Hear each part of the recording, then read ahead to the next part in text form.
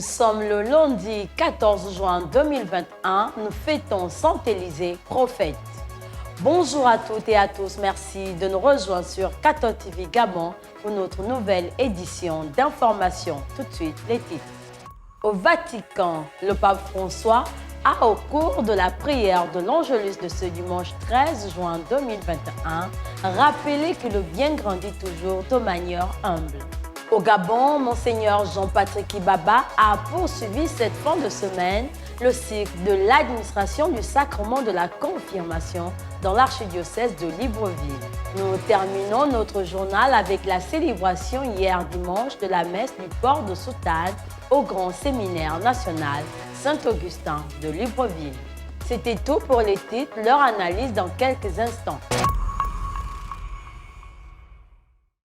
Comme annoncé dans les titres de notre journal, le Saint-Père, au cours de la prière de l'Angélus de ce dimanche 13 juin 2021, invitait les fidèles à cultiver leur bonté sans se laisser décourager, car de la plus petite des graines naîtra toujours, grâce à la force divine, des fruits. C'est ainsi que nous sortirons de la pandémie, a rappelé le pape François, avec patience et constance. En effet, les deux paraboles du jour nous ont enseigné que Jésus est présent en toutes choses. Tous les jours, il observe la réalité et à travers de petites images quotidiennes, ouvre des fenêtres sur le mystère de Dieu et sur les affaires humaines. Ainsi, ce que nous poursuivons parfois avec distraction et fatigue est également habité par la présence cachée de Dieu. Écoutons le Saint-Père. Jésus compare aujourd'hui le royaume de Dieu, sa présence qui habite au cœur des choses et du monde, à la graine de moutarde, c'est-à-dire la graine la plus petite qui existe. Mais pourtant, jetée en terre, elle grandit jusqu'à devenir l'arbre le plus grand. C'est ce que fait Dieu. Parfois, le bruit du monde, ainsi que les nombreuses activités qui remplissent nos journées, nous empêchent de nous arrêter et de voir comment le Seigneur conduit l'histoire. Et pourtant, l'Évangile nous l'assure, Dieu est à l'œuvre comme une bonne petite graine qui germe silencieusement et lentement. Et petit à petit, il devient un arbre luxuriant qui donne vie et fraîcheur à tous. Chers frères et sœurs, dans cette parabole, Jésus veut nous donner confiance. Dans de nombreuses situations de la vie, en effet, il peut arriver que nous nous découragions, parce que nous voyons la faiblesse du bien par rapport à la force apparente du mal. Et nous pouvons nous laisser paralyser par la méfiance, quand nous réalisons que nous avons fait des efforts qui ne sont pas récompensés. Mais les résultats ne viennent pas. Et les choses ne semblent jamais changer. L'Évangile nous demande de porter un nouveau regard sur nous-mêmes et sur la réalité. Il nous demande d'avoir des yeux plus grands, qui savent voir au-delà, surtout au-delà des apparences, pour découvrir la présence de Dieu qui, en tant qu'amour humble, est toujours à l'œuvre sur le terrain de nos vies et sur celui de l'histoire. Au Gabon, dans l'archidiocèse de Libreville, Monseigneur Jean-Patrick Ibaba, archevêque métropolitain de Libreville, poursuit le cycle d'administration du sacrement de la confirmation dans les différentes paroisses de son diocèse. Le samedi 12 juin 2021, le métropolitain de Libreville s'est rendu à la paroisse Saint-Jean d'Arc de Likwala, Mosaka. Dans cette paroisse, ce sont de nombreux baptisés des paroisses Saint-François d'Assise et de Saint-Jean d'Arc de Likwala qui ont reçu le sacrement de la confirmation. Suivons les extraits de cette célébration. Pour suivre Jésus et vivre selon l'Évangile, voulez-vous lutter contre le mal et contre tout ce qui conduit au péché? Oui, nous le voulons.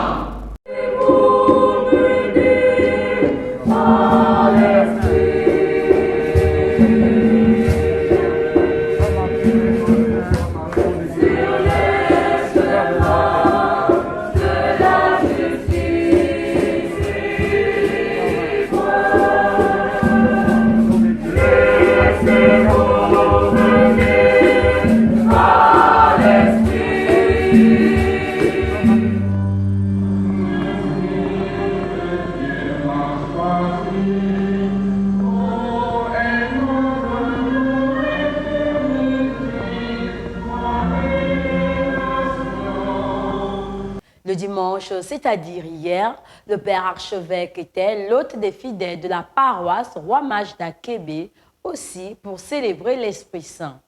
En conférant le sacrement de la confirmation qui clôt les sacrements de l'initiation chrétienne et fait de ces jeunes néophytes des adultes dans la foi.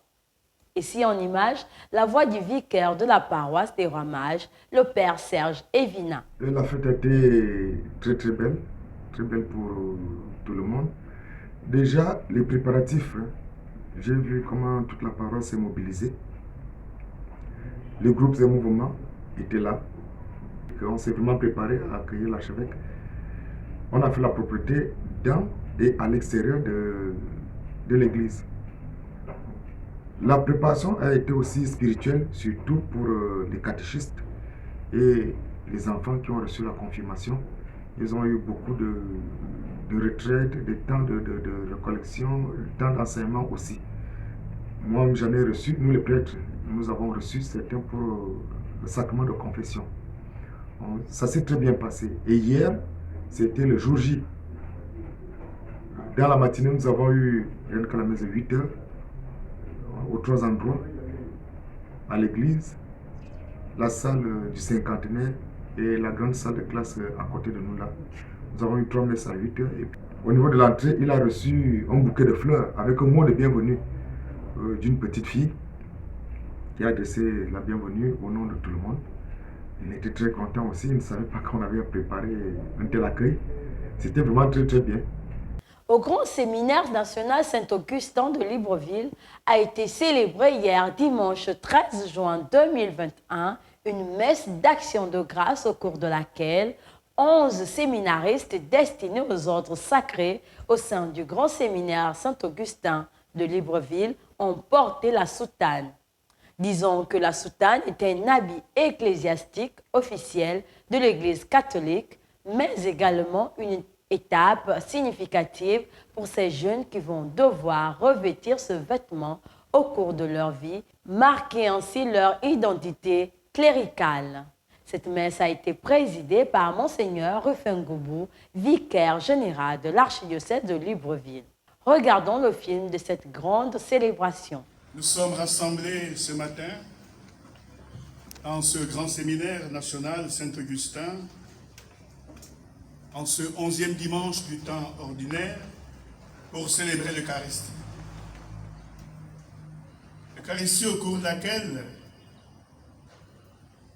certains de nos jeunes qui sont en train de finir leur cycle de philosophie vont porter la soutane pour marquer une avancée dans la réponse qu'ils donnent à l'appel et à la suite du Christ. Nous allons maintenant bénir ces soutanes que ces jeunes vont porter.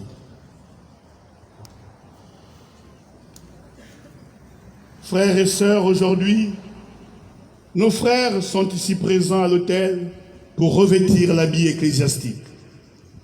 Ils se présentent humblement comme des créatures de Dieu et demeurez humbles avec votre soutane. Ils choisissent de prier Dieu pour l'honorer dans le service des hommes et des femmes qu'ils rencontreront tout au long de leur cheminement à la suite du Christ. Ils se sentent prêts à revêtir généreusement cet habit, signe d'une oblation totale. Et maintenant, c'est à vous que nous nous adressons, frères, très chers, vous qui avez commencé votre formation en apprenant sans cesse à vivre sur l'Évangile, à vous affermir dans la foi, l'espérance et la charité. Vous devez développer en vous une ferme disposition à servir le Christ, Seigneur et son corps qui est l'Église. Quant à nous, confiants dans le Seigneur, nous vous aiderons de notre affection et de nos humbles prières.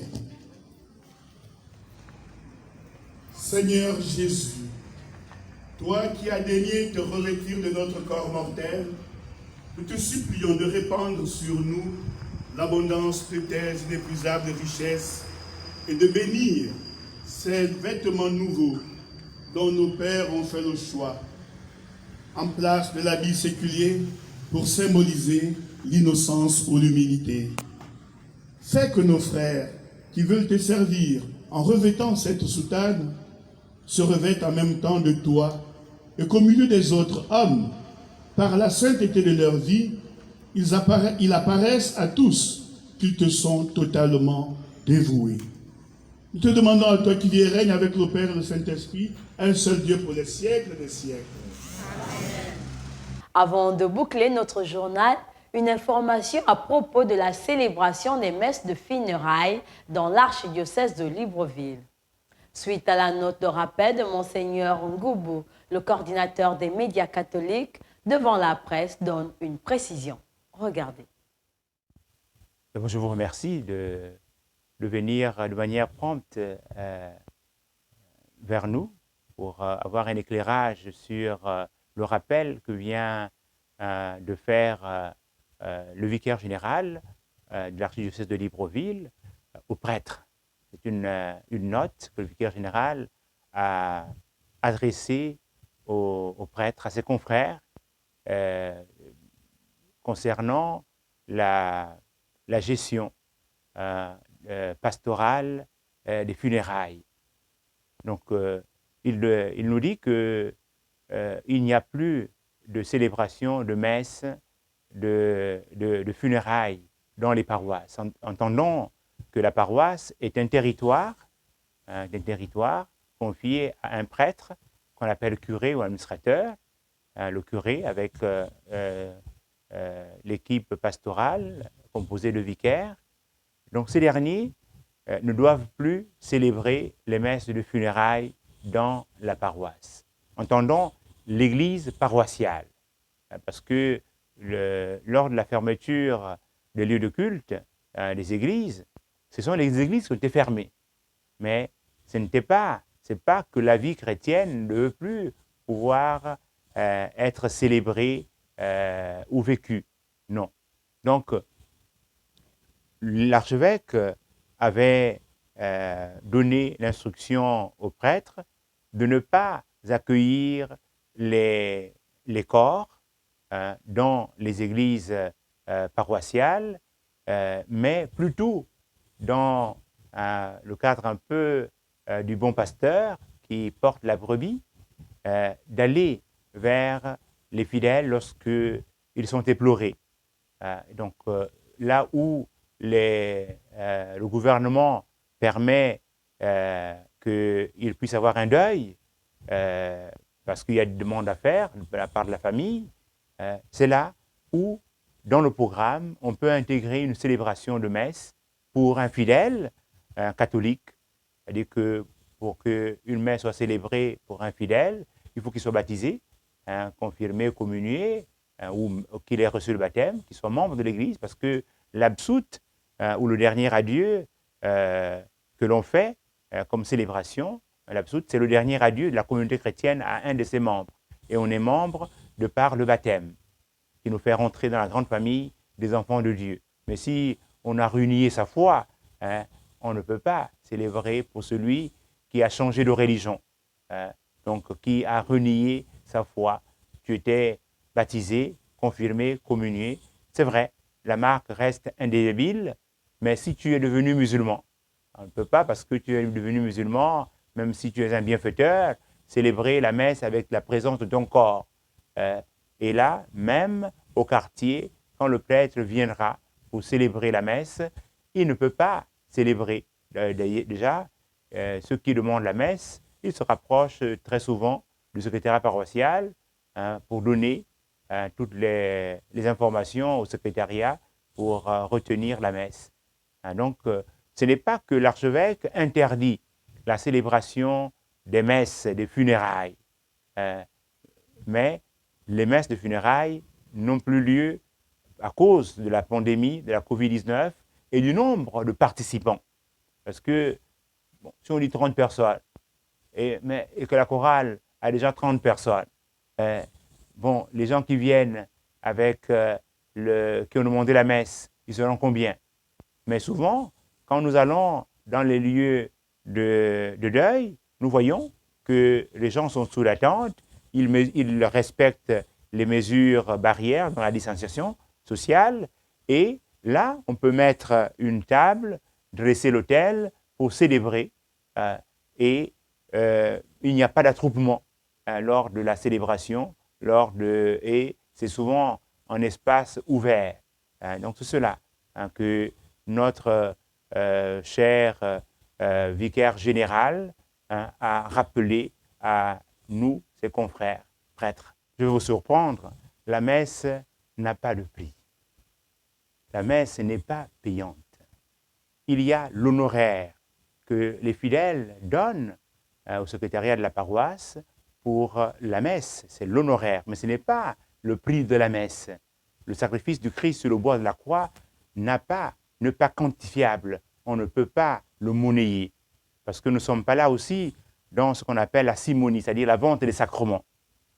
Non, les fidèles doivent être accompagnés par leur pasteur, leur prêtre. Et c'est notre fonction, c'est notre ministère. Et comme nous l'invite le pape François, nous devons être des bons pasteurs, c'est-à-dire des pasteurs qui portent leurs brebis comme le bon berger. Il connaît ses brebis et il appelle chacune par son nom. Donc, ce n'est pas un service que nous rendons en disant, bon, comme vous habitez à tel endroit, moi je dois venir. Mais les fidèles voient quelle commodité accorder pour que le prêtre puisse se rendre dans leur maison, là où ils sont, où ils se rassemblent pour pouvoir pleurer un de leurs, rendre un hommage à un de leurs. Et je voudrais revenir sur les précisions données par l'archevêque. Lorsque il y a un corps, quelqu'un est mort, nous allons à la maison funéraire pour pouvoir célébrer à la demande des parents, en respectant les mesures barrières. Mais lorsqu'il y a une messe de requiem pour le repos de l'âme, anniversaire de décès, nous célébrons dans l'église paroissiale. Donc, ce qu'il faut entendre, disais-je, c'est que le vicaire général rappelle à ses confrères que dans l'église paroissiale, il n'y a pas de célébration de messe funéraire. Mais le pasteur, le prêtre, doit aller vers la communauté et pleurer. C'est cela, cet accompagnement. Mais cela n'a pas un coût plus exorbitant, parce que le prêtre, il est là pour servir le peuple qui lui est confié. Mais si la famille pense qu'elle peut être généreuse à l'endroit de la paroisse, de l'équipe paroissiale, ça c'est la générosité de ceux et celles qui manifestent leur foi et donnent le meilleur d'eux-mêmes. Les honoraires sont connus. Pour ce qui est de la messe basse, comme on disait, c'est 5 000 francs, l'honoraire de la messe. Pour ce qui est de la messe chantée, d'action de grâce, de requiem, l'enterrement, c'est 20 000 francs. Pour ce qui est de l'honoraire pour les mariages, c'est 30 000 francs. Pour ce qui est de l'honoraire pour le retour de deuil, c'est 50 000 francs. C'est ce que nos évêques, au niveau de la conférence des évêques du Gabon, ont retenu pour nos différents diocèses et qui sont appliqués dans nos paroisses. Saint du jour. Saint Élisée prophète. C'est un riche propriétaire d'Abel Mela, le successeur d'Élie. C'est le plus grand thaumaturge des prophètes de l'Ancien Testament. Cependant, il ne laisse aucun écrit. Il meurt en 790 avant Jésus-Christ et est enseveli à Samarie. Bonne fête à tous ceux qui portent le prénom Élisée. Très chers téléspectateurs de Cathode TV Gabon, c'est ainsi que se referme notre édition d'information de ce lundi 14 juin 2021. Nous vous remercions de l'avoir regardé. Rendez-vous demain à 19h pour notre flash info du mardi. En route pour les 200 ans de notre Église, gardons la foi, l'espérance et la charité. Bon début de semaine à tous.